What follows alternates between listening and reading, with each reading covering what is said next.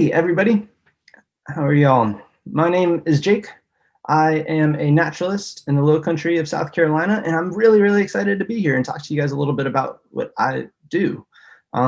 So as I mentioned, I'm a naturalist, and a naturalist is a term that some people don't really know what it means, but it's actually pretty simple. If we break down the word naturalist, we see that there's natural in the first part of the word, which kind of sounds like natural, and sure enough it is, and nature, and kind of relates to being outdoors and liking animals, wildlife, plants, all that stuff. And then ist is somebody that does some things. So I am somebody that likes to be outside in nature, sharing nature with folks. Sometimes I like to be in these virtual settings where I still get the chance to share nature with folks. But I just really like nature and helping people build their relationships with nature and sharing about nature and being in nature. And I think I have one of the coolest jobs in the entire world. Now, I take it that I'm probably talking to a few folks that also like to be out in nature, experiencing nature, exploring different, different plants and wildlife and observing things. And that's as simple as it is you are a naturalist if you're doing that. If you find things that are fascinating out in nature, you are a naturalist. I have a tendency to like just about everything. I love birds. I have this little pink feather right next to me called from a roseate spoonbill. I love birds. I love fossils. So some organisms that used to live around here, like this big megalodon shark tooth. That we find a lot of these around the Port Royal Sound area. So in the low country of South Carolina, lots of evidence from history from millions of years ago. These sharks that had teeth this large were kind of swimming all over the place around here. I like living fossils. This might be an animal that you guys might be kind of familiar with. This is a horseshoe crab. This is an animal that has been on this planet for a very long time and still wanders around on this planet. You might find it on our beaches or in our marshes. So this is a horseshoe crab. That right there. I love it. Insects, even the little guys. Here's the really kind of pretty butterfly collection I have here at the nature center that I work with. So a lot of the butterflies that we see flying around us here, this is right here is a very common, well-known one known as the monarch. Here's our swallowtail butterflies going up the center here. So some big kind of butterflies that are pretty easy to see out in nature around some wildflowers and stuff. So I like a little bit of just about everything, but I do have a favorite group of animals, and that's what I really want to spend time talking to you guys about today. And that group is reptiles.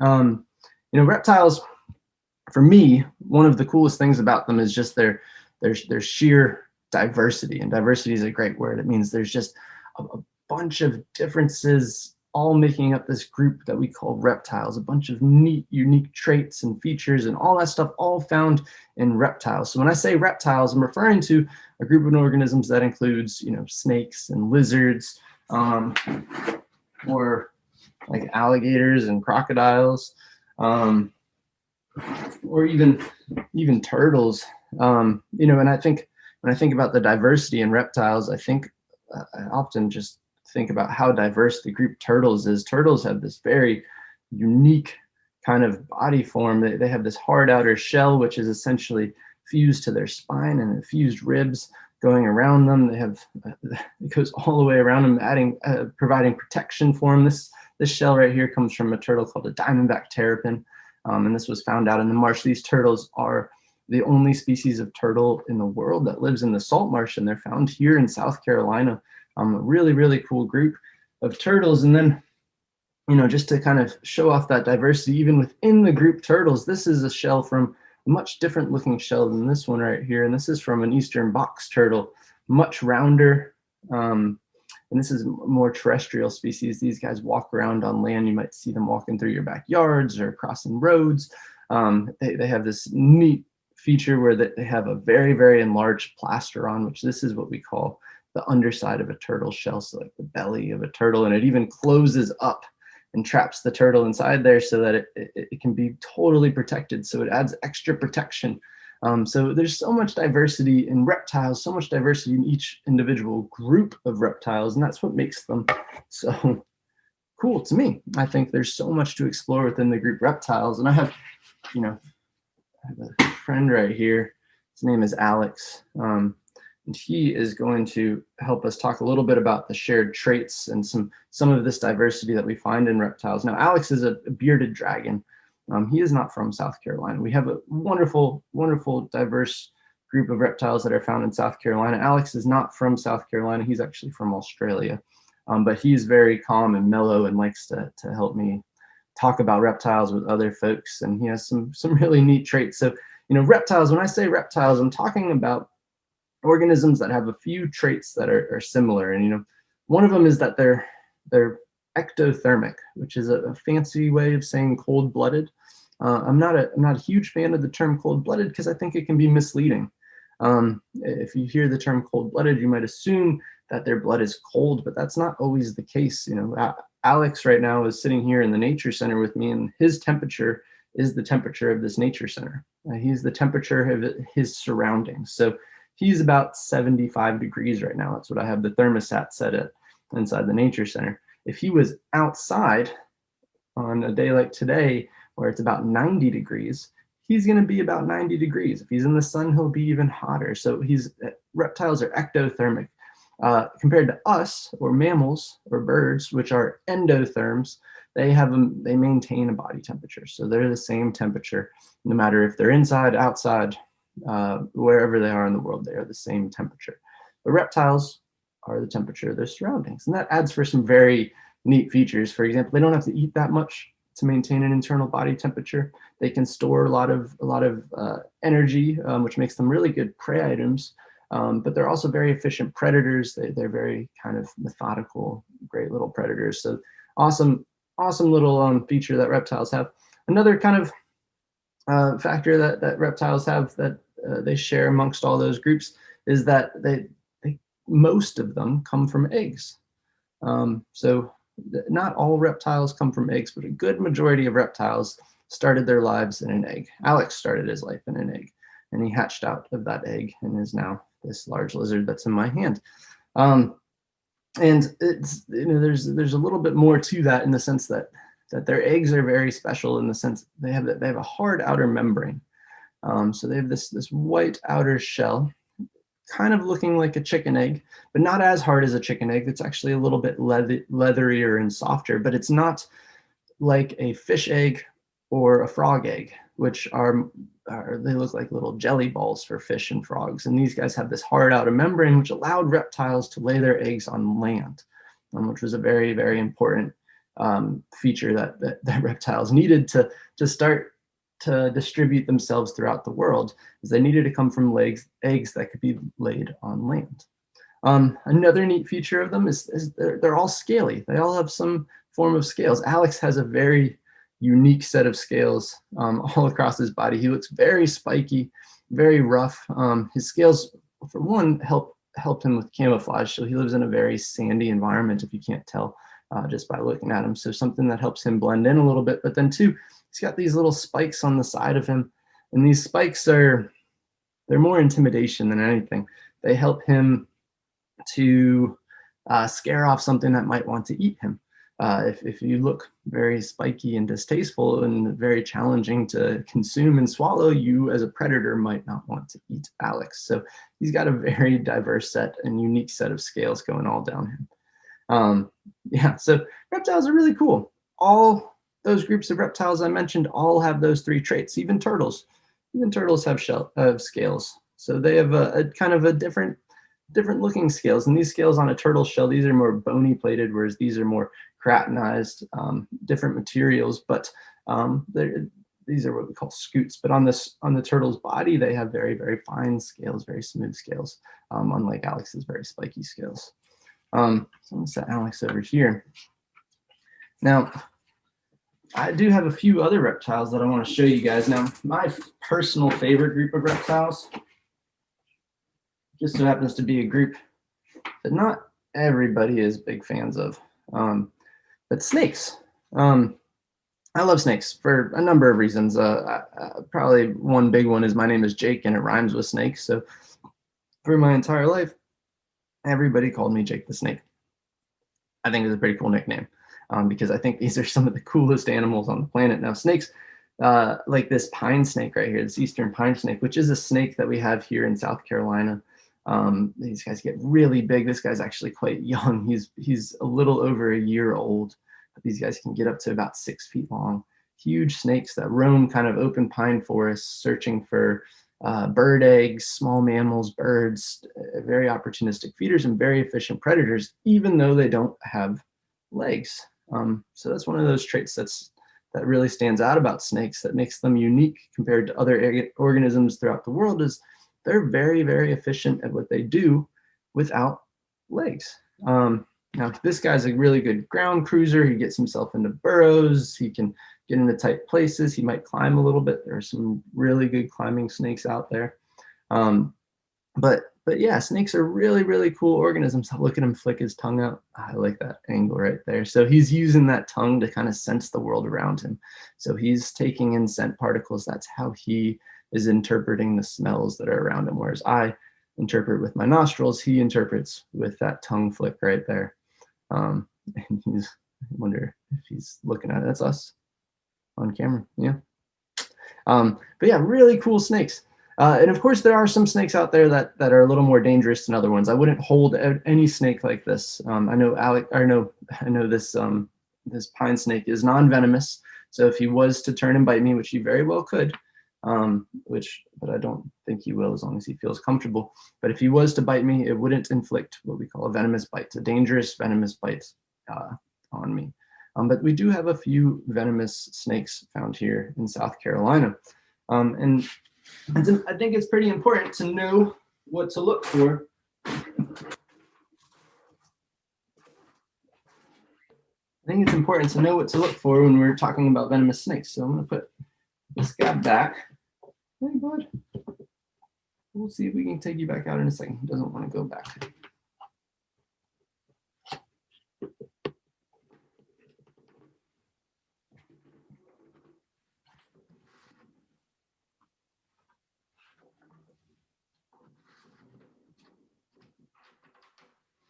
Cool. So let's talk a little bit about the venomous snakes that we have here in South Carolina. And I'm going to share my screen, and we're going to go.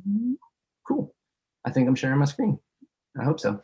So this is a blank screen right now, but we're going to talk a little bit about the venomous snakes in South Carolina. We have close to about 40 species of snakes found in South Carolina.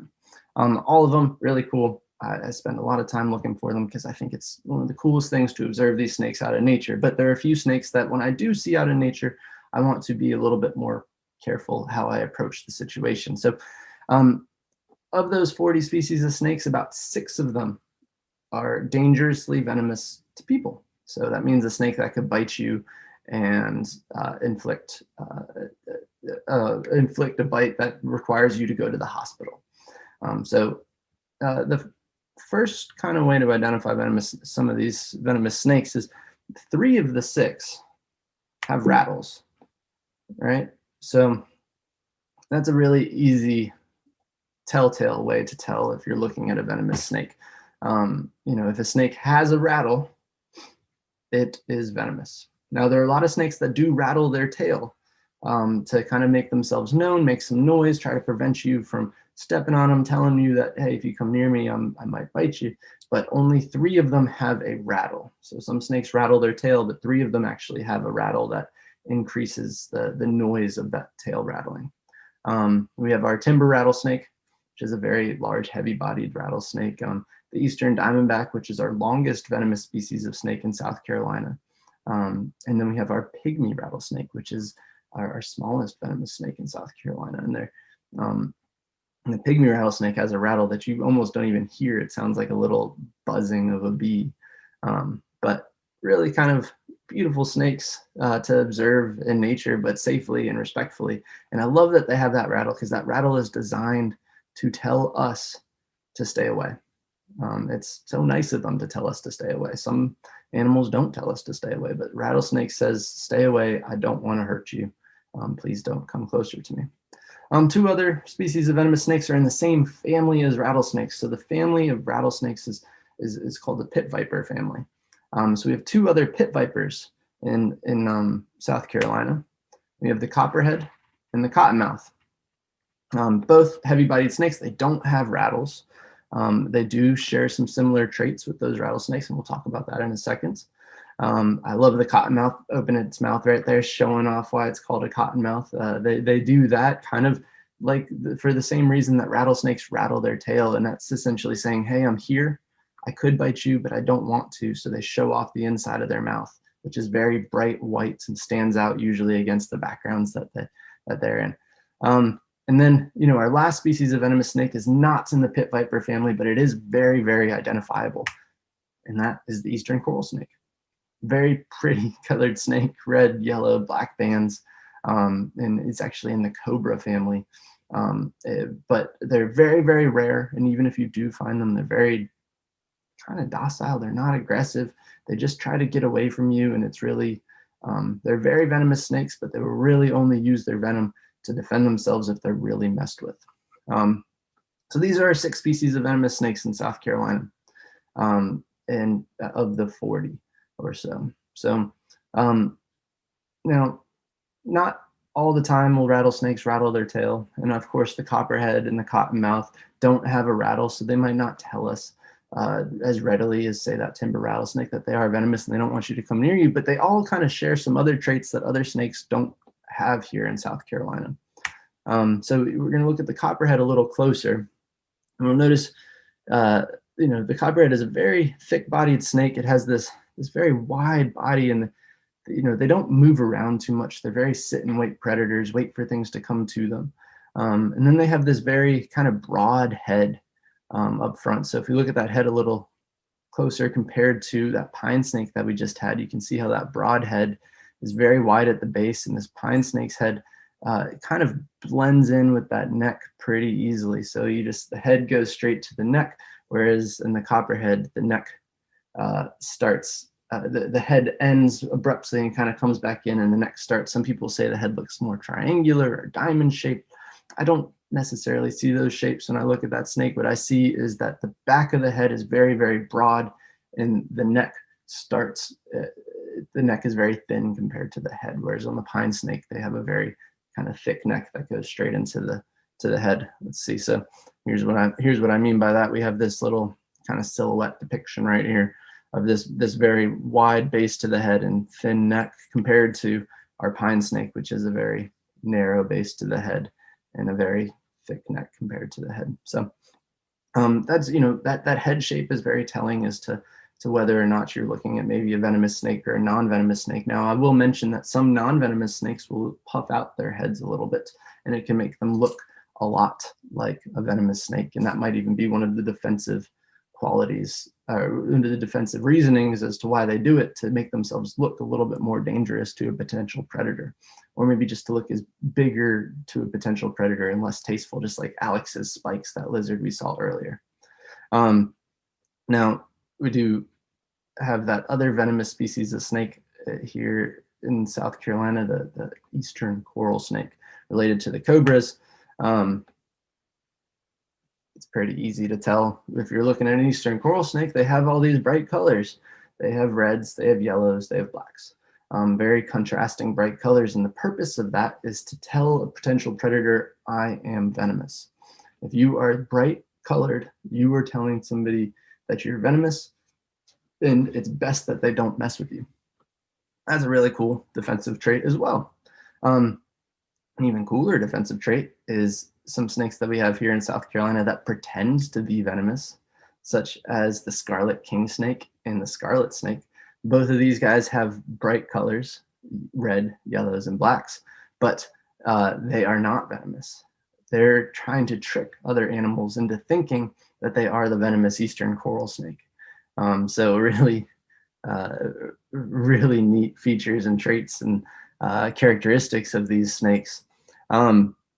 Now there's ways to tell them apart, especially here in South Carolina. You can see the sequence to the bands is a little bit different. So on the scarlet snake and the scarlet king snake, the red bands are bordered by the black bands, whereas on the eastern coral snake, the red bands are bordered by the yellow bands. So there's a rhyme, maybe some of y'all know it. Red touches yellow, can kill a fellow. Red touches black, friend of Jack. So that's kind of saying red touches yellow, you're looking at a venomous snake. Red touches black, you're looking at a non-venomous snake.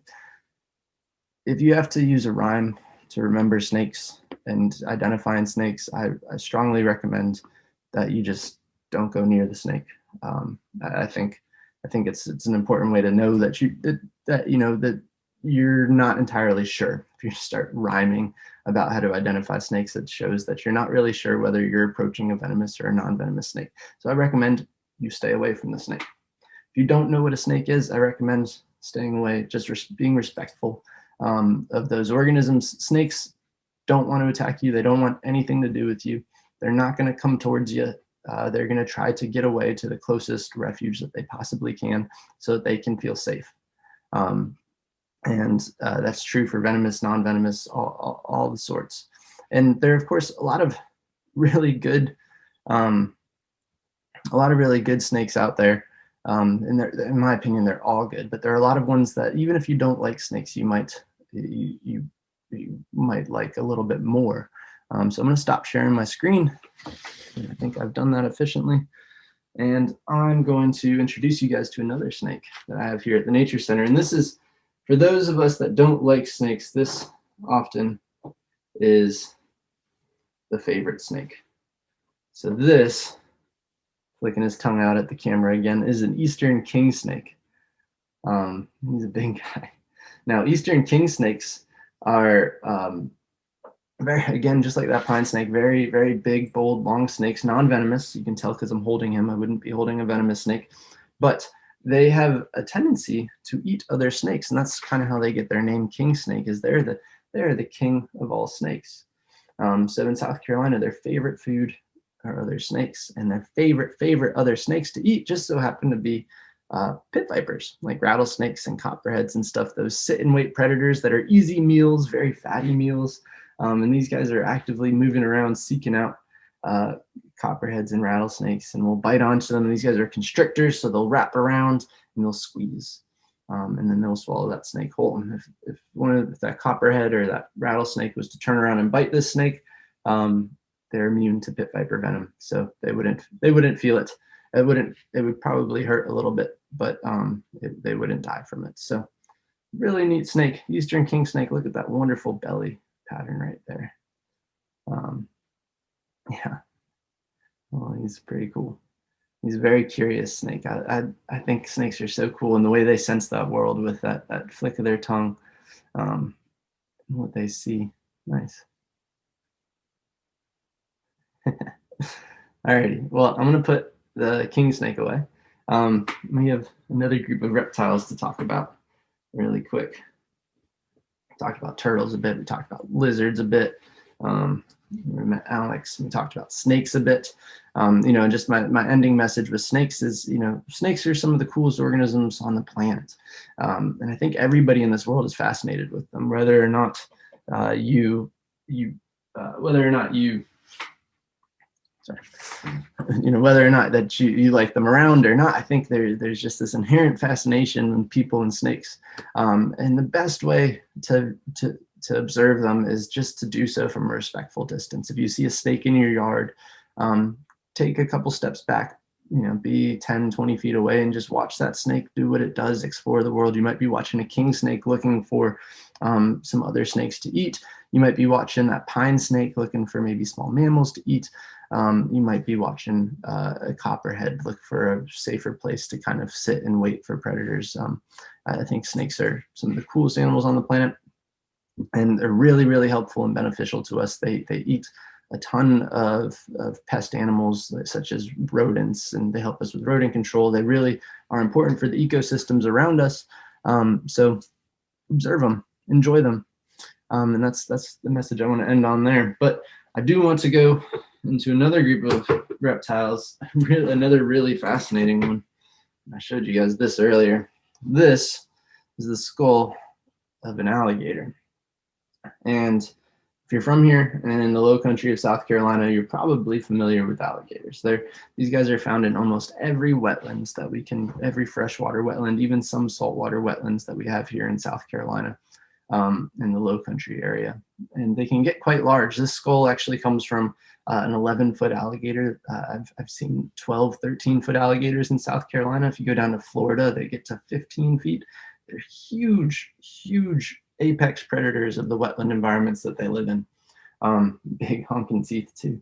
But yeah, really, really cool, fascinating, you know, dinosaur-like organisms. They're not true dinosaurs, but they do have a close relation to what used to be dinosaurs, and they've been on this planet for a very, very long time. And of course, they can be quite dangerous to people that don't view them respectfully.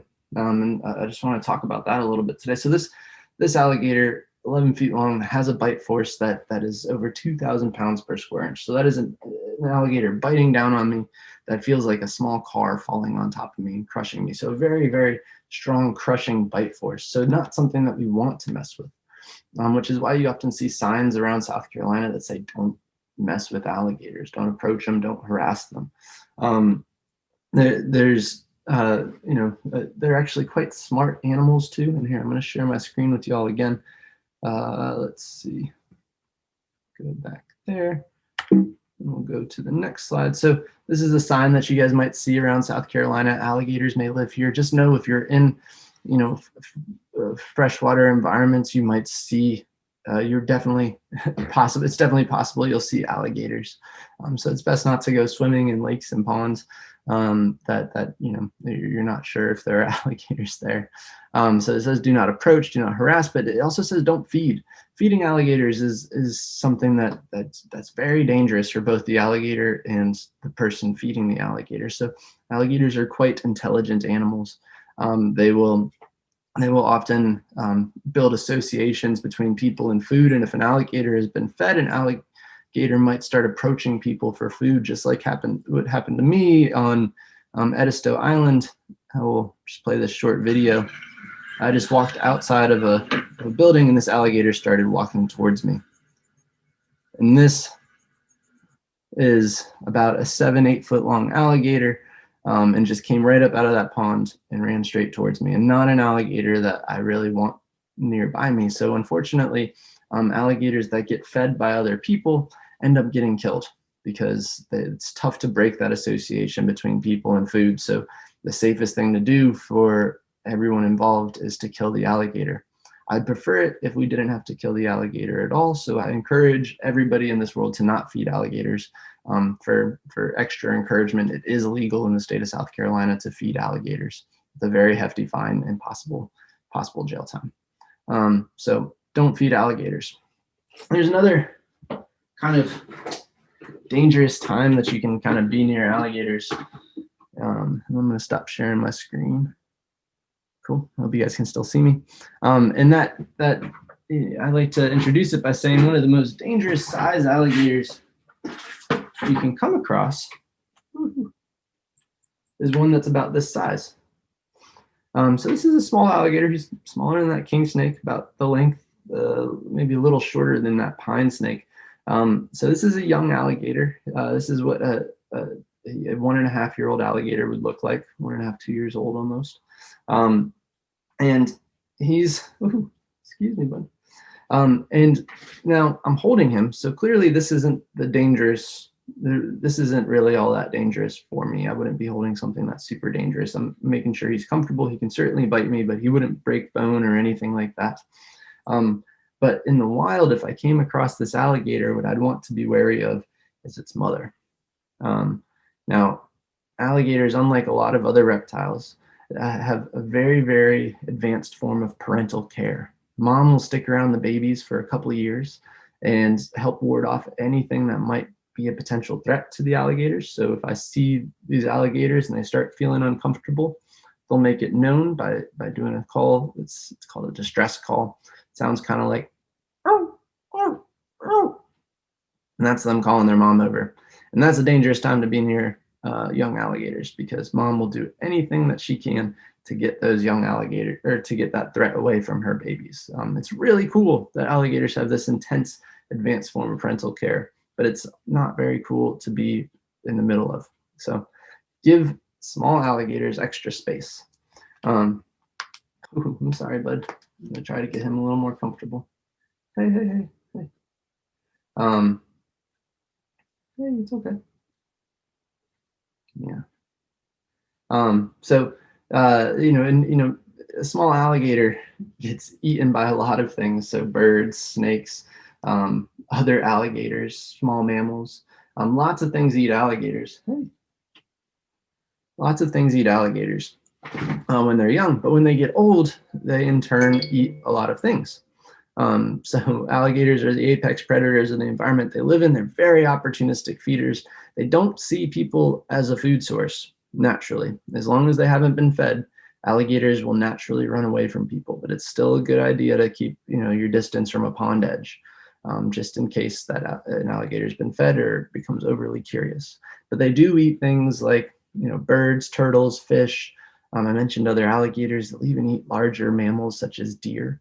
And they have some very unique ways of kind of consuming that deer and all that stuff.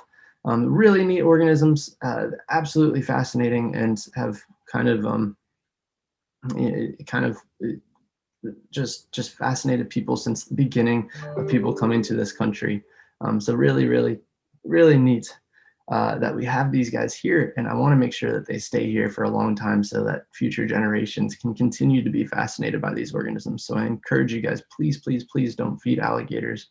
We want to live in harmony with them. We don't want to live in a way that endangers you or the alligators. They're safe organisms so long as we respect them, just like the snakes. We stay away from snakes. Snakes don't want anything to do with us. Alligators, we stay away from. They don't want anything to do with us either. I'm going to put him back in his little container and just wrap up by saying thank you guys for listening to my little presentation. I love talking about reptiles with folks. And if there's any take-home message to be taken away here, wildlife of South Carolina is so diverse and so cool, and there's so much to see and so many fascinating things out there.